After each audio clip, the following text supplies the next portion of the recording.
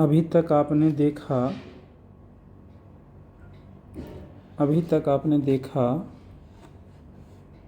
Properties of multiplication of matrices, ठीक है, जिसमें से आपने एसोसिएटिव लॉ फॉलो करता है यह प्रॉपर्टी, ठीक है।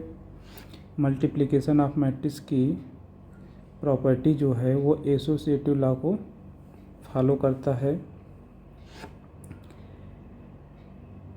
इसमें 3 मैट्रिक्स लेते हैं, एक मैट्रिक्स ए लेते हैं, दूसरा मैट्रिक्स बी लेते हैं, तीसरा मैट्रिक्स सी लेते हैं।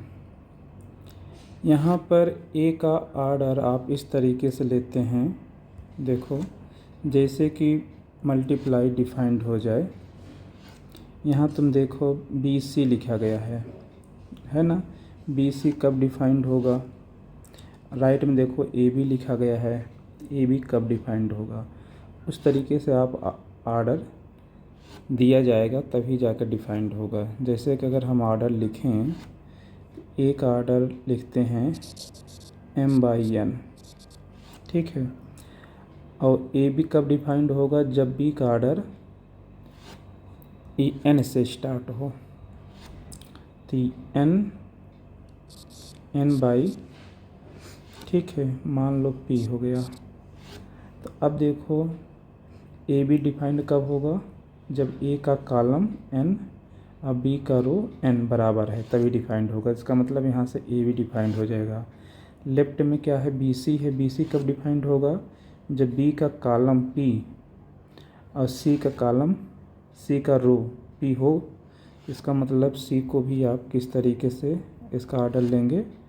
सी का ऑर्डर लेंगे p बाई, यहाँ p लेना पड़ेगा, ठीक है। बी का कॉलम और सी का रो इक्वल होगा तभी जाकर बी सी डिफाइंड होगा। और यहाँ आप कुछ भी ले लो, यहाँ मान लो आपने ले लिया कॉलम क्यू। तो ए का ऑर्डर m/n, बी का ऑर्डर n/p, सी का ऑर्डर p/q। इस तरीके से आप लेंगे तो ये आपका लेफ्ट में भी डिफाइंड हो जाएगा, मैट्रिक्स आ जाएगा, और राइट में भी आ जाएगा, तब जाकर आप ऐसा लिख सकते हैं। ओके, अब उसके बाद आप देखो सेकंड प्रॉपर्टी आपने देखा डिस्ट्रीब्यूटिव लॉ, ठीक है ना। डिस्ट्रीब्यूटिव लॉ को फॉलो करता है multiplication of matrices.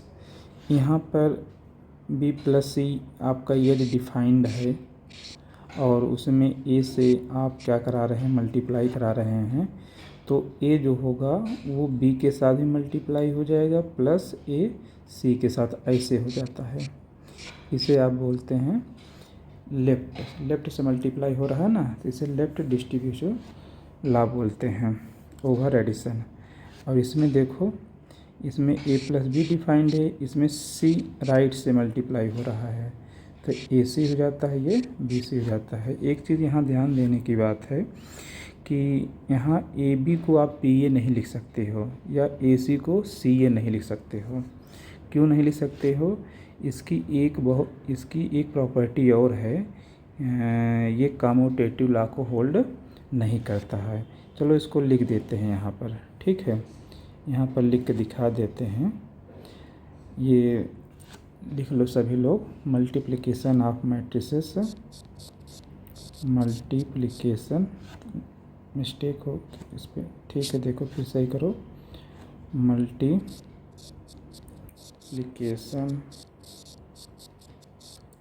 Of matrices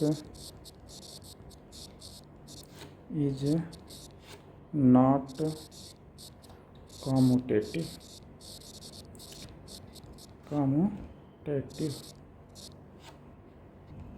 देखो यहाँ पर multiplication of matrices is not commutative. Okay, in fact, ये देखो आप, in fact if the product of A B is exist, A B का मतलब एग्जिस्ट का मतलब एक नया मैट्रिक्स आपको मिल रहा है, ठीक है। देन कहने मतलब डिफाइंड है। Then it is not necessary that the product of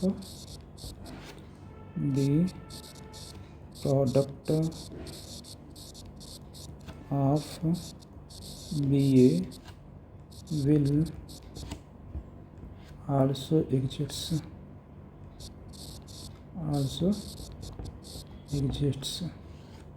फिर सुन लो, यहाँ पर देखो आप, यदि द प्रोडक्ट ऑफ AB आपका क्या कर रहा है, डिफाइंड हो रहा है और एक नया मैट्रिक्स एग्जिस्ट कर रहा है, then it is not necessary that the product of BA will also exist. ठीक है, कर भी सकता है, नहीं भी कर सकता है। यहाँ पर एक एग्जाम्पल लेके आपको दिखाते हैं, आप देखो, आपको बात समझ में आ जाएगी। फॉर एग्जाम्पल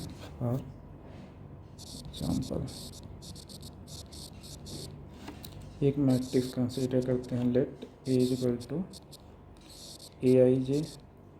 इसका ऑर्डर आप कंसीडर कर लो 3/2 है, और एक मैट्रिक्स B वो आपका BIJ है, और इसका ऑर्डर कंसीडर कर लो 2/4 है, ठीक है। देन अब तुम देख सकते हो AB एग्जिस्ट करेगा, देन AB इज एग्जिस्ट करेगा, डिफाइंड होगा। कहने का मतलब क्यों डिफाइंड होगा, क्योंकि A का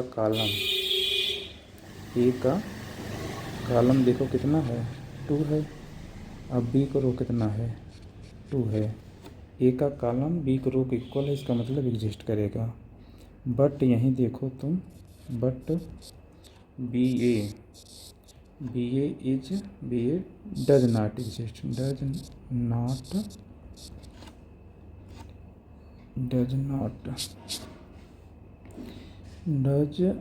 नॉट एग्जिस्ट। क्यों एग्जिस्ट नहीं है, क्योंकि B का कॉलम देखो कितना है, B का कॉलम आप देख रहे हैं 4 है। B का कॉलम A का रो आपस में इक्वल नहीं है, तो BA एग्जिस्ट नहीं करेगा। तो इसका मतलब है कि AB को आप BA के इक्वल नहीं ले सकते हो। अब बट आप अगर ध्यान दो तो एग्जाम्पल 13 में देखो, एग्जाम्पल 13 में AB भी डिफाइंड था और BA भी डिफाइंड था, और बट दोनों के आर्डर अलग अलग थे, इसलिए AB is not equal to BA। कहने मतलब AB यदि डिफाइंड है तो BA डिफाइंड हो भी सकता है, नहीं भी हो सकता है, ठीक है। कुल मिला जुला कर आप कह सकते हैं कि multiplication of matrices is not commutative, ठीक है, ओके। इन जनरल कहना ज़रूरी है, क्योंकि कभी कभी हो भी जाता है, इसलिए यहाँ पर हम लिखेंगे इन जनरल, या इन जनरल को आप यहाँ लिख दो, इन जनरल,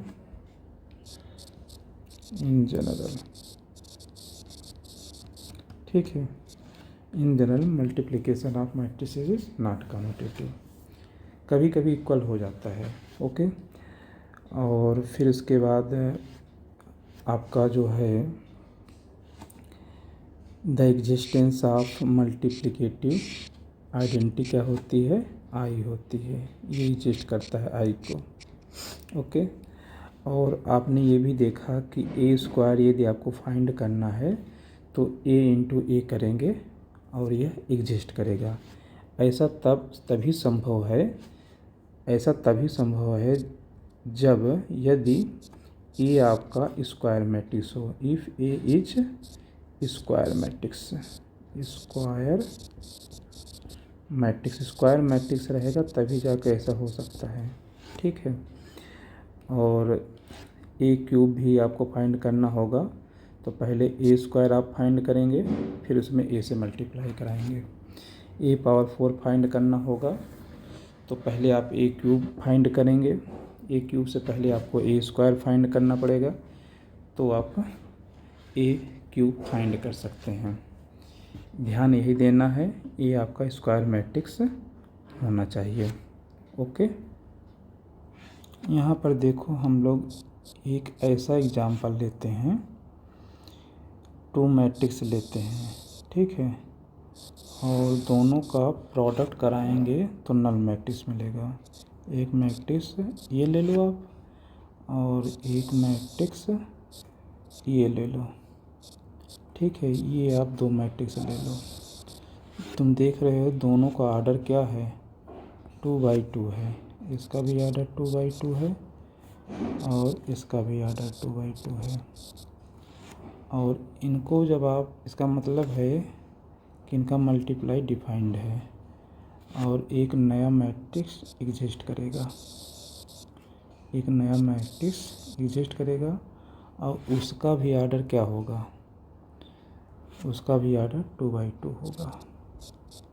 ठीक है, अब हम ये तो बताने की ज़रूरत है नहीं कि डिफाइंड क्यों हुआ है, क्यों डिफाइंड हुआ, चलो एक बार फिर से बता देते हैं। यहाँ पहले मैट्रिक्स का कॉलम दूसरे मैट्रिक्स के रो के इक्वल है, इसलिए डिफाइंड है, और एक न्यू मैट्रिक्स एग्जिस्ट किया। अब इस न्यू मैट्रिक्स का ऑर्डर फर्स्ट मैट्रिक्स का रो और दूसरे मैट्रिक्स का कॉलम आपने लिख दिया। अब इसके अंदर कितने एलिमेंट आएंगे, 4 एलिमेंट आएंगे। वो कौन कौन एलिमेंट आएंगे वो आप कैसे पता करते हैं, मल्टीप्लाई कराकर। अब बात आती है कैसे मल्टीप्लाई कराते हैं। तो यहाँ पर जो भी एलिमेंट होंगे, 4 एलिमेंट होंगे, first row first position, first row first column पर, फर्स्ट रो सेकंड कॉलम पर, सेकंड रो फर्स्ट कॉलम पर, सेकंड रो सेकंड कॉलम पर, ऐसे एलिमेंट होंगे। तो हम लोग फर्स्ट रो फर्स्ट कॉलम का एलिमेंट फाइंड करने के लिए पहले मैट्रिक्स से रो को उठा लेते हैं और दूसरे मैट्रिक्स से कॉलम को उठा लेते हैं। पहले मैट्रिक्स से फर्स्ट रो को उठाते हैं और दूसरे मैट्रिक्स से फर्स्ट कॉलम को उठाते हैं, और उसको क्या कर देते हैं, लिख लेते हैं। ऐसे लिखते हैं 1 1, ये फर्स्ट रो को एलिमेंट लिख लिया। अब फर्स्ट कॉलम के एलिमेंट फिर ऐसे लिख लेते हैं।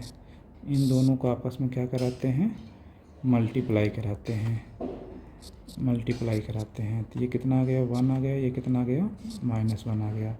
फिर इन दोनों को मिला देते हैं, सम कर देते हैं। तो सम करने पर कितना आ जाएगा, 0। तो इसका मतलब है फर्स्ट रो फर्स्ट कॉलम का एलिमेंट 0 आ गया। ठीक है, फिर ये तो हमारा रफ वर्क था, तो इसको हटा देते हैं। ठीक है, फर्स्ट रो फर्स्ट कॉलम के एलिमेंट फाइंड करने के लिए आपने फर्स्ट रो फर्स्ट मैट्रिक्स से, फर्स्ट कॉलम सेकंड मैट्रिक्स से लिया था। अब आपको फर्स्ट रो सेकंड कॉलम के एलिमेंट लिखने के लिए पहले मैट्रिक्स से फर्स्ट रो, पहले मैट्रिक्स से फर्स्ट रो फिर से उठाएंगे आप। अब इस बार दूसरे मैट्रिक्स से कॉलम को उठाएंगे, सेकंड कॉलम को। ठीक है, फर्स्ट रो सेकंड कॉलम, इसका पोजीशन क्या है, फर्स्ट, यहाँ पर जो एलिमेंट है उसका पोजीशन है फर्स्ट रो सेकंड कॉलम, इसलिए पहले मैट्रिक्स से फर्स्ट रो और दूसरे मैट्रिक्स से सेकंड कॉलम। फिर से इसको लिखेंगे और मल्टीप्लाई कराएंगे। तो 1 × 1 1 आएगा, 1 × -1 फिर से आपको 0 मिल जाएगा। ठीक है, तो आप सारे एलिमेंट को मल्टीप्लाई कराएंगे तो बेटा जी यहाँ पर आपको 0 मिलेगा, 0 मिलेगा, यहाँ पर भी 0 मिलेगा, यहाँ पर भी 0 मिलेगा। तो यहाँ पर तुम देख रहे हो कि तुम दोनों एलिमेंट का पता करना, हमने डायरेक्ट लिख दिया। ठीक है, दोनों को प्रोडक्ट एक नल मैट्रिक्स आएगा। यह एक इक्वेशन है, यह एक इक्वेशन है जिसमें राइट हैंड साइड में एक नल मैट्रिक्स है, यानी कि जीरो मैट्रिक्स है। सपोज करो इसे आप ए बोलो, पहले वाले मैट्रिक्स को यदि तुम ए बोलते हो, इसे यदि आप ए बोलते हैं और इसे बी बोलते हैं, तो दोनों को प्रोडक्ट क्या दिख रहा है? नल मैट्रिक्स दिख रहा है। यह एक इक्वेशन आपको दिख रहा है, ठीक है। A B is equal to zero. तुम देख रहे हो दो मैट्रिक्स का मल्टीप्लाई नल मैट्रिक्स हो रहा है, जीरो हो रहा है। और ये भी देख रहे हो ए भी जीरो नहीं है, अब बी के भी ए मैट्रिक्स जीरो के इक्वल नहीं है, अब बी मैट्रिक्स भी जीरो के इक्वल नहीं है, बट दोनों का प्रोडक्ट क्या हो रहा है? जीरो हो रहा है। ऐसा तुमको आश्चर्य लग रहा होगा, ठीक है। क्यों? क्योंकि हम लोग पढ़े हैं फॉर रियल नंबर के लिए, फॉर रियल 9th-10th में आपने बचपन में पढ़ा होगा कि यदि आपके पास एक x है और दूसरा y है, इन दोनों का प्रोडक्ट जीरो है, तो आप जानते हैं ऐसा तभी संभव है या तो x जीरो होगा या तो y जीरो होगा या तो दोनों जीरो होंगे, तभी मल्टीप्लाई जीरो होता है। बट यहाँ पर ऐसा नहीं है। यहाँ पर a जीरो मैट्रिक्स इक्वल नहीं है, b जीरो मैट्रिक्स इक्वल नहीं है, बट दोनों का प्रोडक्ट जीरो मैट्रिक्स है, ठीक है। तो ये भी आपको याद रखना है, ओके। इसको आप लिखें, ओके। तुमने देखा ये इस मैट्रिक्स को आप ए बोलते हो, इस मैट्रिक्स को आप बी बोलते हो, और दोनों का प्रोडक्ट एक नल मैट्रिक्स आता है। और ए भी जीरो मैट्रिक्स इक्वल नहीं है, बी भी जीरो के इक्वल मैट्रिक्स इक्वल नहीं है, बट उनका प्रोडक्ट जीरो आ रहा है। और रियल के केस में क्या होता है? रियल के केस में यदि if X Y equal to zero है, तो देन इम्प्लाई दैट, ये इम्प्लाई करेगा या तो एक्स ज़ीरो होगा या वाई ज़ीरो होगा, तभी जाकर इनका प्रोडक्ट ज़ीरो होता है। तो इस एग्जाम्पल की हेल्प से आप लिखेंगे, ठीक है। क्या लिखेंगे? देखो, the equation of A B equal to zero, एक equation A B equal to zero है, does not necessarily imply that at least one of matrices A and B must be a zero matrix, ठीक है। कहने का मतलब आप समझ गए हैं।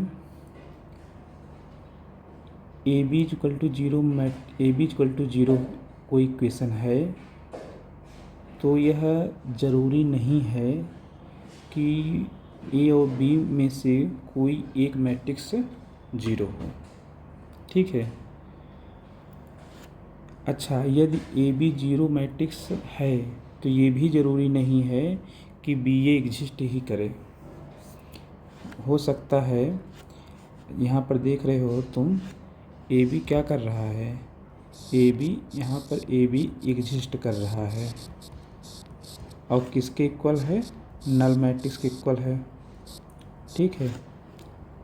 तुम जानते हो कि ए बी एग्जिस्ट कर रहा है। अभी इसके पहले आपने देखा कि यहाँ पर देखो, ए बी एग्जिस्ट कर रहा है, तो बी ए क्या कर रहा है? डज नॉट एग्जिस्ट कर रहा है। तो कहने का मतलब ए बी एग्जिस्ट कर रहा है, जीरो के इक्वल है, तो बी ए यह जीरो के इक्वल नहीं होगा। ऐसा भी हो सकता है और हो भी सकता है, कोई ज़रूरी नहीं है, ठीक है। यह बात आप याद रखेंगे, ओके। अभी हमने आपको बताया आपका मैट्रिक्स ए स्क्वायर एग्जिस्ट करेगा, ठीक है। यानी कि ए इंटू ए एग्जिस्ट करेगा कब?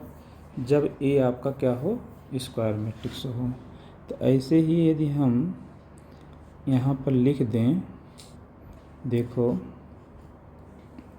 यहाँ पर लिख दें ए प्लस बी का होल स्क्वायर, ये एग्जिस्ट करेगा।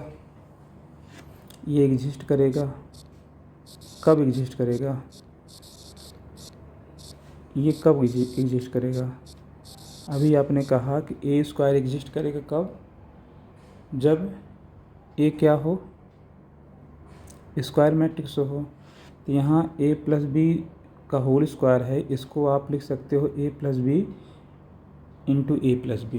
कब, जब ए प्लस बी क्या हो, एग्जिस्ट करे और वह स्क्वायर मैट्रिक्स हो। कहने का मतलब, यदि आप since if A plus B is exists, यदि ए प्लस बी एग्जिस्ट कर रहा है और मान लो किसके इक्वल है, एक मैट्रिक्स सी के इक्वल है। ओके, तो सी का आर्डर क्या होगा, जो ए का आर्डर होगा और जो बी का आर्डर होगा वही सी का आर्डर होगा। ठीक है, और यहाँ पर अब ए प्लस बी के पोजीशन पर तुम सी लिख सकते हो। तो कहने का मतलब, जो ए प्लस बी का होल स्क्वायर आपने लिखा है, अब वहाँ पर आप लिख सकते हो सी स्क्वायर। तो क्या हो जाएगा, सी स्क्वायर, ए प्लस बी की पोजीशन पर भी सी लिख दिए, यहाँ पर भी सी लिख दिए। तो इसका मतलब सी स्क्वायर इक्वल टू क्या हो गया, सी इंटू सी। अभी आप इसके पहले बोले थे A square equal to A into A, कब, जब ए स्क्वायर मैट्रिक्स को। तो ठीक वैसे ये भी देखो बन गया, C square equal to C into C. तो कहने का मतलब, सी कैसा मैट्रिक्स है, सी स्क्वायर मैट्रिक्स है। जब सी स्क्वायर मैट्रिक्स है तो ए भी स्क्वायर मैट्रिक्स होगा और बी भी स्क्वायर मैट्रिक्स होगा। ठीक है, और ए प्लस बी डिफाइंड है, तो इसका मतलब ए स्क्वायर मैट्रिक्स है। अभी आपने कहा ए स्क्वायर मैट्रिक्स है, बी भी स्क्वायर मैट्रिक्स है। और ए प्लस बी कब डिफाइंड होता, जो दोनों सेम आर्डर के होते हैं। तो इसका मतलब ये है, ए स्क्वायर मैट्रिक्स है, बी भी स्क्वायर मैट्रिक्स है, दोनों सेम आर्डर के हैं। ओके, तो यहाँ पर आप कह सकते हो, here C is square matrix, square matrix. ठीक है, और इसका आर्डर क्या होगा, जो ए का आर्डर होगा और जो बी का आर्डर होगा। कहने में दोनों ए और बी भी स्क्वायर मैट्रिक्स हैं, ये बात क्लियर होनी जानी चाहिए। ठीक है, तो हम क्या लिखे थे, अभी क्या लेके चले थे, हम लोग लिखे थे ए प्लस बी का होल स्क्वायर। इसको आप लिख सकते हैं ए प्लस बी। मैं ये बात इसलिए बताया आपको कि ऐसा आप तभी लिख सकते हैं जब ए प्लस बी स्क्वायर मैट्रिक्स होगा, अगर नहीं होगा तो नहीं लिख पाएंगे। ठीक है, तो यहाँ पर ए प्लस बी स्क्वायर मैट्रिक्स है, तो अब आप लिख रहे हैं। ठीक है, जब देखो सी स्क्वायर मैट्रिक्स है, 80 किसके इक्वल है, ए प्लस बी के, तो इसलिए आप लिख रहे हैं। अगर स्क्वायर मैट्रिक्स नहीं रहेगा तो नहीं लिखेंगे, ये बात आपको ध्यान देने की बात है। अब हम यहाँ पर ए प्लस बी के पोजीशन पे क्या रखेंगे, ए प्लस बी के पोजीशन पे सी रखेंगे। एक जगह यहाँ पर रखेंगे, यहाँ पर नहीं रखेंगे। ठीक है, यहाँ पर रखेंगे और यहाँ पर नहीं रखेंगे। यहाँ पर इसको ऐसे ही लिख लेते हैं ए प्लस बी। क्यों, क्योंकि सी किसके इक्वल है, ए प्लस बी के। अब यहाँ पर आपने प्रॉपर्टी पढ़ रखा है कि डिस्ट्रीब्यूटिव लॉ को होल्ड करता है, इसलिए इसे आप क्या लिखेंगे, सी ए प्लस सी बी। कैसे हो, ए मल्टीप्लाई हो रहा है, किस तरफ से हो, लेफ़्ट से हो रहा है। तो left distributive law multiplication over addition, इस रूल को फॉलो कर रहा है। ओके, इज इक्वल टू, अब फिर से सी की वैल्यू आप रख दें। देखो सी की वैल्यू आप फिर से रखें। सी क्या है आपका, सी आपका ए प्लस बी है, यहाँ पर देख सकते हो सी आपका ए प्लस बी है। पुनः रखो ए प्लस बी सी के पोजीशन पर, यहाँ पर। ठीक है, यहाँ पर तुमने ए प्लस बी रखा, ए को जैसे है वैसे ही लिख लो, प्लस यहाँ फिर सी के पोजीशन पर आप ए प्लस बी रखें और ये आपका बी, इस बी को ऐसे ही लिख लो। तो देखो अब क्या आ गया आपका, यहाँ इस सी के पोजीशन पर ए प्लस बी आपने रखा है। अब यहाँ फिर से आप वही काम करें, यहाँ पर right distributive law of multiplication over addition rule लगाएं। ए का मल्टीप्लाई ए से कराएं तो क्या होगा, ए इंटू ए, फिर प्लस है प्लस लगा दें, लिखेंगे बी ए, ध्यान देना ए बी मत लिख देना, ठीक है। प्लस बी का इसके साथ मल्टीप्लाई कराएं, बी ए, देखो क्या है, पहले ए है ना तो पहले ए लिखोगे, ए बी, ए बी ऐसे बोलोगे, प्लस बी इंटू बी। अब आप जान रहे हो सी स्क्वायर मैट्रिक्स है और सी स्क्वायर मैट्रिक्स है तो ए प्लस बी स्क्वायर मैट्रिक्स होगा, क्योंकि सी ए प्लस बी के इक्वल है। और ए प्लस बी को वही आर्डर होगा, सी को वही आर्डर होगा जो ए का होगा और बी को होगा, ठीक है। और सी स्क्वायर है तो ए और बी दोनों स्क्वायर होंगे, ये बात हमने बता दिया इसके पहले भी। तो कहने का मतलब ए इंटू ए डिफाइंड होगा और ये किसके इक्वल आएगा, ए स्क्वायर के इक्वल आएगा, plus B A plus A B plus B भी स्क्वायर मैट्रिक्स है तो बी इंटू बी एग्जिस्ट करेगा और ये आपका बी स्क्वायर आ जाएगा, ओके। तो कहने का मतलब ए प्लस बी के होल स्क्वायर को आप लिख सकते हो A square plus B A plus A B plus B square, यही लिख सकते हो। सपोज कर लो कि यदि A B is equal to B A हो जाए, if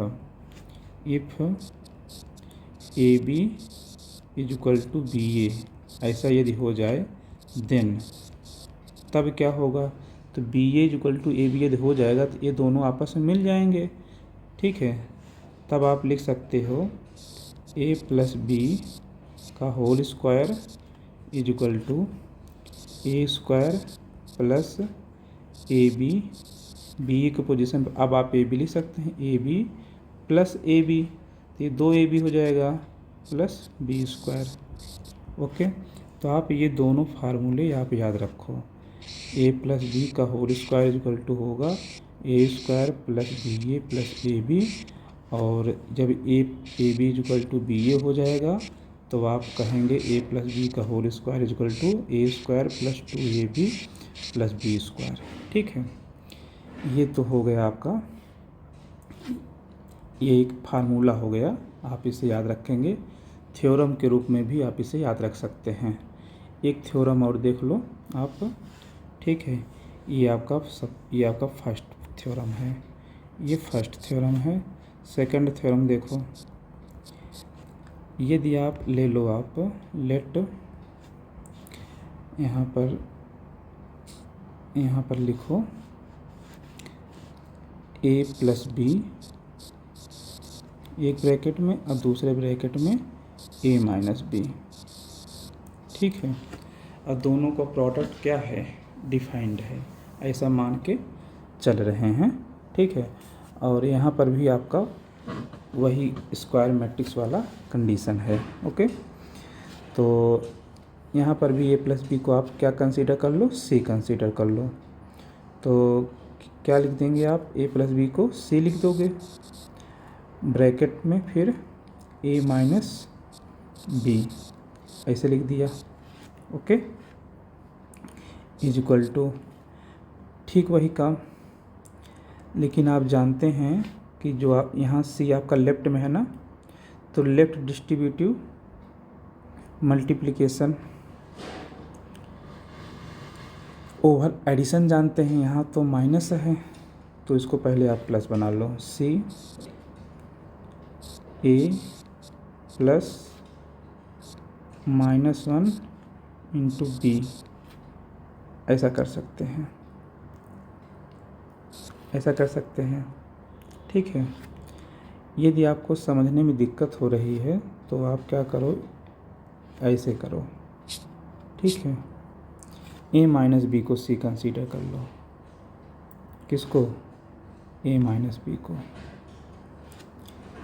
if A minus B is equal to C. Okay, तो then A plus B, A minus B, अब इसको आप लिख सकते हैं A plus B, A minus B को क्या लिखेंगे, सी।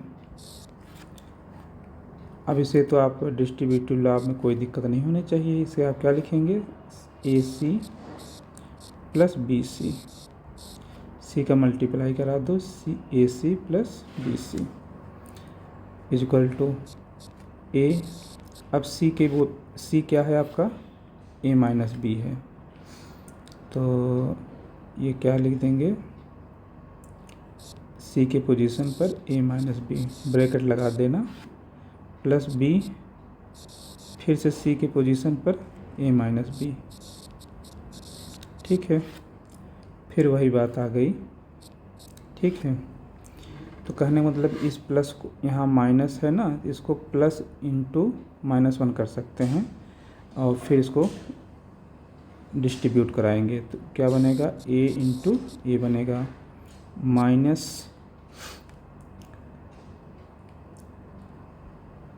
ए बी बन जाएगा, फिर प्लस बी ए बनेगा, माइनस बी बी बन जाएगा।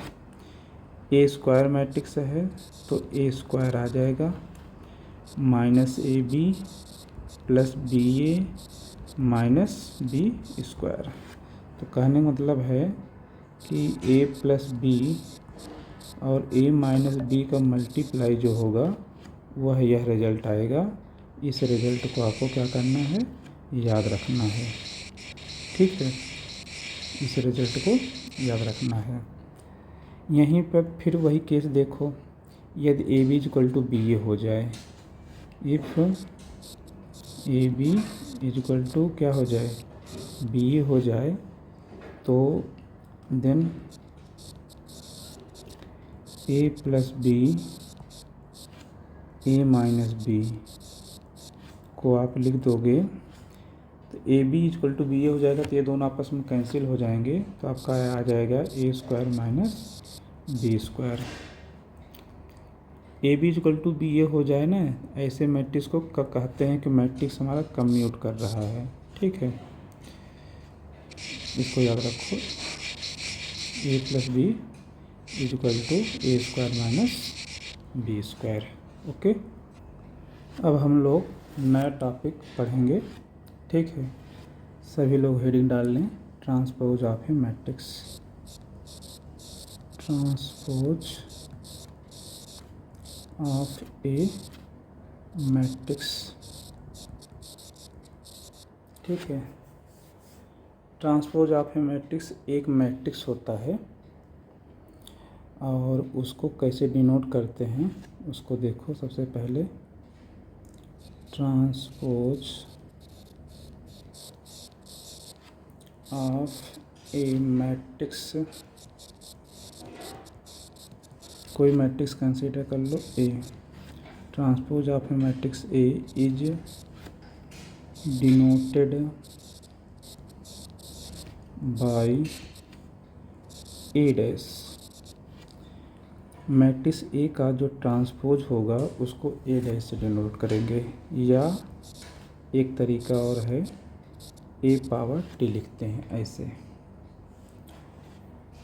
और यह किस तरीके से डिफाइंड है उसको लिखो, is defined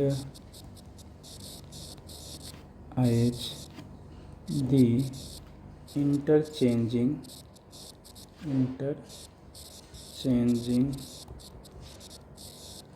the rows and columns of A। ठीक है, एक मतलब मैट्रिक्स ए के जो कॉलम्स और रो हैं उनको आपस में इंटरचेंज कर दोगे तो आपको ए डैश मिल जाएगा। ए डैश का मतलब ट्रांसपोज ऑफ ए मिल जाएगा। ओके, एग्जाम्पल देखो, ये तो हो गया लैंग्वेज ग्रुप में। अगर इसे मैथमेटिकल फॉर्म में अगर आप दिखाना चाहें तो कैसे दिखाएंगे ये भी देख लो। सपोज दैट इज ये आपका है AIJ, एक मैट्रिक्स है और इसका आर्डर सपोज कर लो m/n है। ठीक है, तो इसके ट्रांसपोज को आप कैसे डिनोट करोगे, अभी भी आपने बताया। देखो मैट्रिक्स ए के ट्रांसपोज कैसे डिनोट करोगे, A' से या A⁻T से, आप जिससे भी डिनोट करना चाहें कर सकते हैं। तो आपको एक मैट्रिक्स मिलेगी, उस मैट्रिक्स का आर्डर क्या होगा, ये A' कैसे मिलेगा, पहले तो ये देखो। ये आपका किस तरीके से डिफाइंड है, interchanging the rows and columns of A. कहने का मतलब जो मैट्रिक्स ए है उसका रो और कॉलम को आप क्या कर दो, इंटरचेंज कर दो। तो यहाँ पर देखो इसका रो कितना है, m है, कॉलम क्या है, n है, इसको इंटरचेंज कर दो तो ये हो जाएगा n/m। जो m/n था वो क्या हो गया, n/m हो गया। ठीक है, ऐसा करने से तो जो आपका जनरल एलिमेंट AIJ था वो क्या बन जाएगा, AJI बन जाएगा। ओके, यही है आपका जो चीज़ यहाँ पर लिखा गया लैंग्वेज में, वही चीज़ ऐसे लिख दिया गया। ओके, फॉर एग्जाम्पल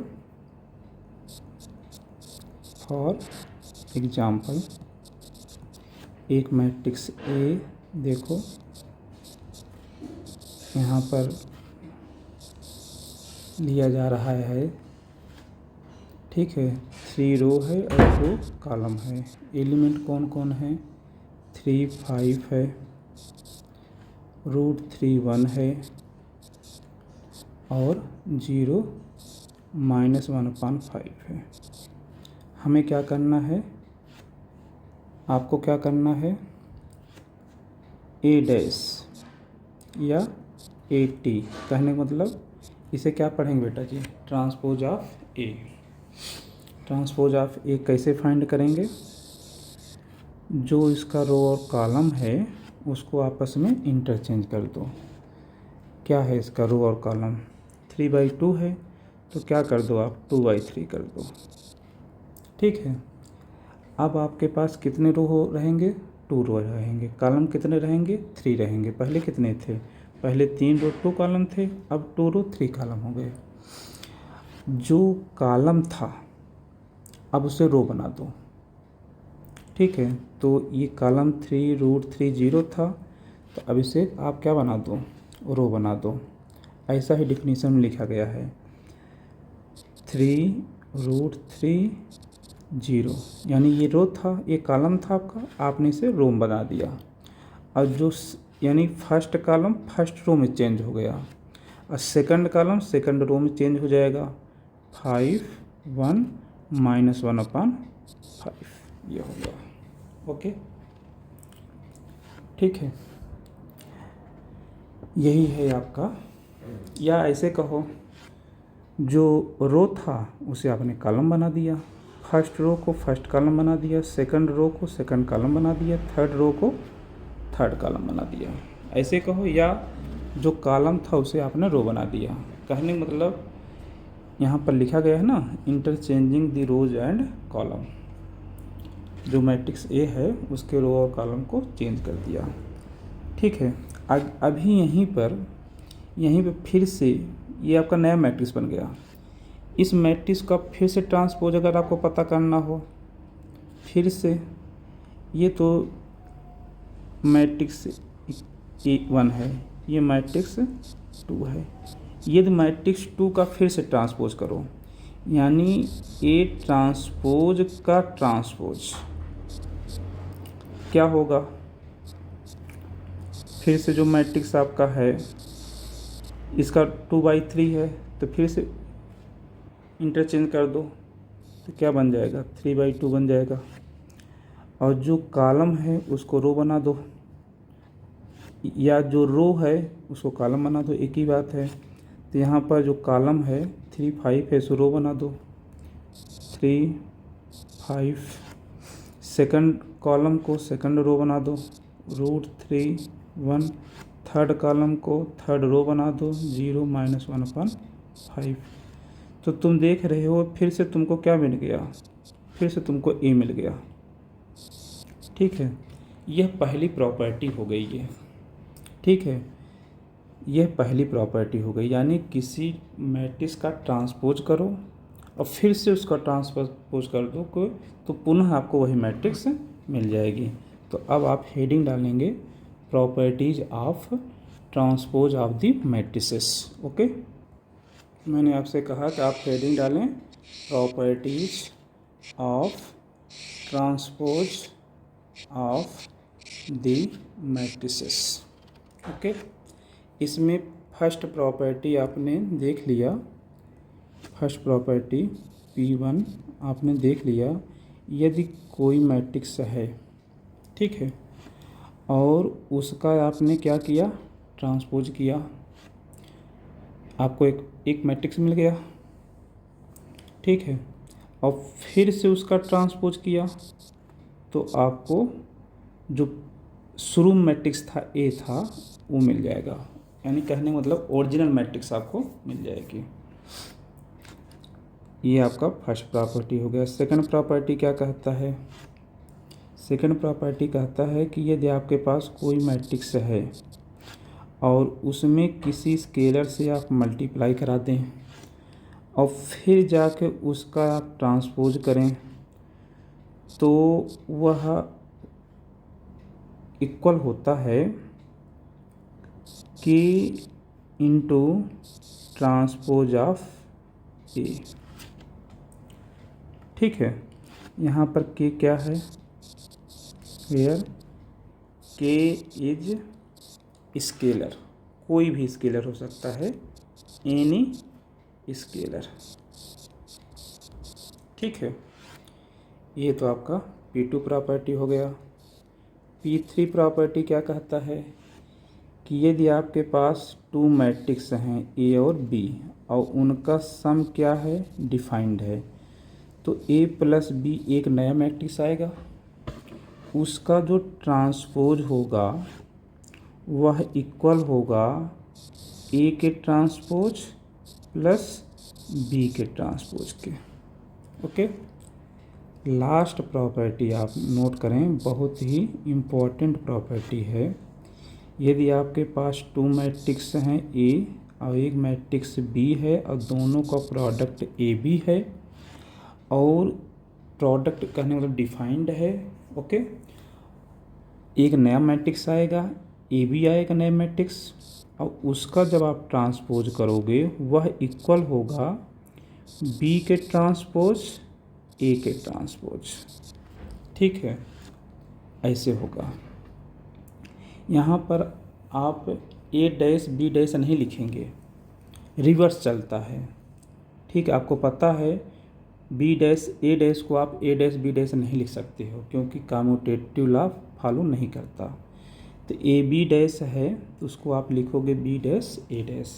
सपोज करो अभी यहीं पर आपके पास 3 मैट्रिक्स हो जाएं, एक मैट्रिक्स A हो जाए और दूसरा मैट्रिक्स B हो जाए और तीसरा मैट्रिक्स C हो जाए। एसोसिएटिव लॉ को होल्ड करता है और तीनों का प्रोडक्ट एक मैट्रिक्स आएगा। ठीक है, और जो आएगा उसका ट्रांसपोज करोगे वह इक्वल होगा C', B', A'। रिवर्स चलता है, पहले C पे डैश लगता है, फिर B पे लगता है, फिर A पे लगता है। यहाँ पर देखो, पहले B पे लगा फिर A पे लगा। ठीक है, रिवर्स चलता है। तो ये आपके 4th प्रॉपर्टीज़ हैं। ठीक है, किसके प्रॉपर्टीज़ हैं, ट्रांसपोज ऑफ द मैट्रिसेस के। इस पर आपके एग्जाम्पल हैं, आप इसको कर लीजिएगा, ठीक है। अब इसके बाद आप नेक्स्ट हेडिंग डालेंगे symmetric matrix and skew symmetric matrix. इससे पहले देखो हम फोर्थ प्रॉपर्टी को वेरीफाई कर लेते हैं, ठीक है। A B dash is equal to B dash A dash को वेरीफाई कर लेते हैं, एक प्रॉपर्टी को वेरीफाई कर लेते हैं। और आप P1 प्रॉपर्टी भी वेरीफाई हो गया, देख सकते हो यहाँ पर P1 प्रॉपर्टी भी वेरीफाई हो गया है। और P4 हम भी प्रॉपर्टी वेरीफाई कर देते हैं, ठीक है। एक एग्जाम्पल लेकर, वो एग्जाम्पल आपका 21 है। कौन सा एग्जाम्पल है? 21 है एग्जाम्पल है, ठीक है। यदि इफ़ ए इक्वल टू ये मैट्रिक्स है और बी इक्वल टू मैट्रिक्स ये है, ओके।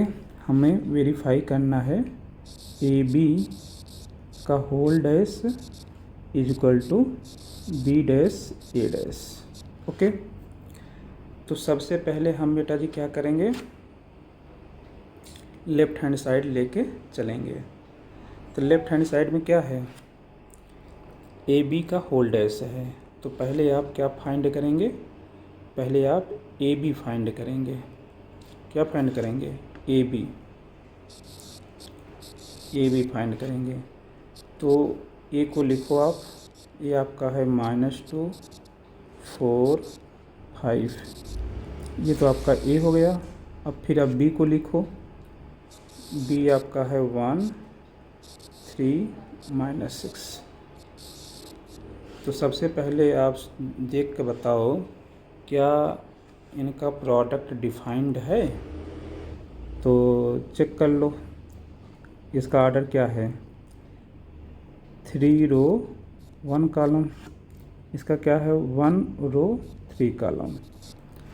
तो तुम देख रहे हो फर्स्ट मैट्रिक्स का कॉलम सेकंड मैट्रिक्स रो की इक्वल है, इसका मतलब प्रोडक्ट डिफाइंड है और एक नया मैट्रिक्स एग्जिस्ट करेगा, एक नया मैट्रिक्स एग्जिस्ट करेगा। और उस नया मैट्रिक्स जो होगा उसका ऑर्डर क्या होगा, फर्स्ट मैट्रिक्स का रो दूसरे मैट्रिक्स का कॉलम, यानी 3/3। फर्स्ट मैट्रिक्स का रो लेते हैं और दूसरे मैट्रिक्स का कॉलम यहाँ पर लिख देते हैं, ठीक है। तो इन्हें जब आपस में आप मल्टीप्लाई कराएंगे तो इसके अंदर कितने एलिमेंट आएंगे, 9 एलिमेंट आएंगे, ओके। वह 9 एलिमेंट कैसे होंगे, पहले हम क्या करते हैं, फर्स्ट मैट्रिक्स को रो को उठाते हैं और फिर उसके बाद क्रम से पहले फर्स्ट कॉलम के साथ, फिर सेकंड कॉलम के साथ, फिर थर्ड कॉलम के साथ, फिर थर्ड कॉलम के साथ। फिर से सुनो, फर्स्ट मैट्रिक्स से फर्स्ट रो को उठाएंगे, उसको क्रम से दूसरे वाले मैट्रिक्स के first column second column third column के साथ मल्टीप्लाई कराएंगे और लिख देते हैं, ओके। तो क्या आएगा, देखो आप, -2 को 1 से मल्टीप्लाई कराएंगे तो -2 आ जाएगा। इस -2 को 3 के साथ मल्टीप्लाई कराएंगे तो -6 आएगा। इस -2 को -6 के साथ कराएंगे तो 12 आएगा। ये तो फर्स्ट रो के एलिमेंट आ गए। अब फिर से आप फर्स्ट मैट्रिक्स से सेकंड रो को उठाएंगे, फर्स्ट मैट्रिक्स से सेकंड रो को उठाएं आप क्रम से दूसरे मैट्रिक्स के first column second column third column से मल्टीप्लाई कराएं और लिखें आप, ओके। तो 4 का 1 से कराएंगे तो 4 आएगा, इस 4 को 3 से कराएंगे तो 12 आएगा, और फिर इस 4 को 6 कराएंगे -24 आएगा। अब फिर आप फर्स्ट मैट्रिक्स का थर्ड रो उठा लें, आप फर्स्ट मैट्रिक्स से थर्ड रो उठा लें और फिर से आप क्रम से मल्टीप्लाई कराएं। तो इस बार आप मल्टीप्लाई कराएं। 5 का 1 से कराएंगे 5 आएगा, 5 का 3 से कराएंगे 15 आएगा, और 5 से -6 कराएंगे -30 आएगा। इस तरीके से ये ए बी आपका आ गया, A B is equal to, okay, ये ए बी इजक्वल टू आ गया ओ आर, ओके। अब लेफ्ट हैंड साइड में क्या पता करना है, ए बी का होल डैश यानी ए बी का ट्रांसपोज, ओके, ओ आर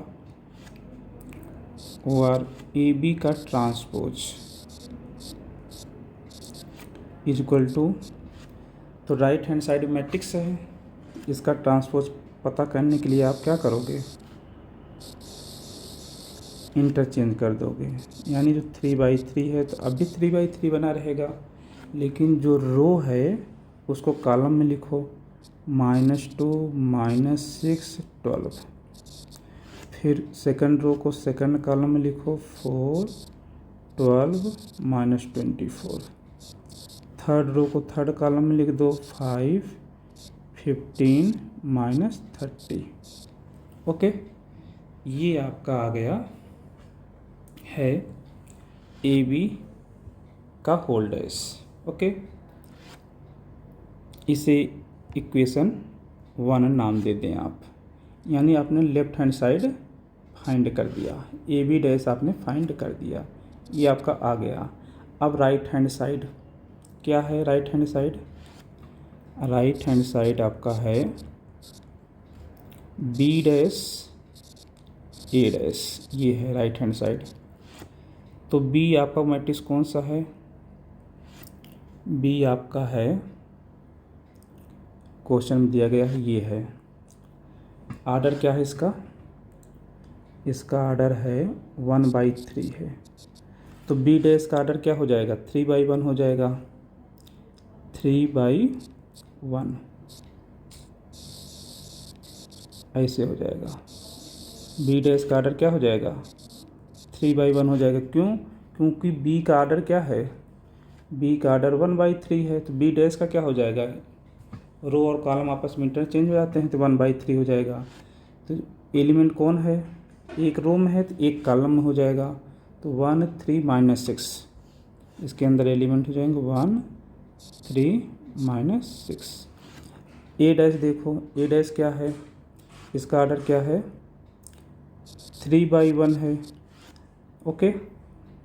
अब ए डैश क्या हो जाएगा, 1/3 हो जाएगा, ए डैश आपका क्या हो जाएगा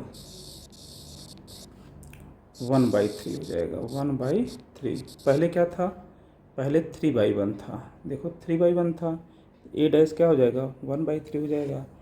तो जो कॉलम में है वो रो में लिख दो, -2 4 5, -2 4 5।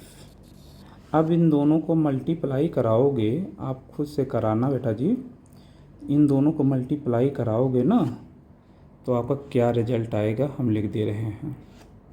इनका जब आपस में मल्टीप्लाई कराओगे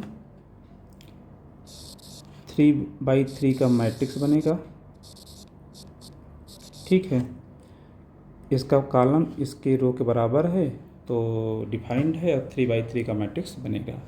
इसके अंदर जो एलिमेंट आएगा वो आपका आएगा -2 -6 12 4 12 -24, ठीक है, 5 15 -30 ये आएगा। अब अभी भी इसके पहले आपने यह मैट्रिक्स किसके इक्वल था, अभी भी आपने इसके पहले ये मैट्रिक्स आपने फाइंड किया था, वो किसके इक्वल था, ए बी डैश के इक्वल है। देख लो इक्वेशन 1 से, देखो यही मैट्रिक्स अभी आपने मल्टीप्लाई किया ना, ये ए बी डैश के इक्वल है, यहाँ ए बी डैश लिख दो। अब ए बी डैश किसके इक्वल है, ए बी डैश आपका लेफ्ट हैंड साइड के इक्वल है, तो राइट हैंड साइड किसके इक्वल आ गया, लेफ्ट हैंड साइड के इक्वल आ गया, या कहो left hand side right hand side के इक्वल आ गया। तो इस तरीके से आपका ये प्रूफ हो गया कि ए बी का होल डैश किसके इक्वल होगा, बी डैश ए डैश का, ओके। अब हम लोग नेक्स्ट टॉपिक देखेंगे symmetric and skew symmetric matrix. Okay.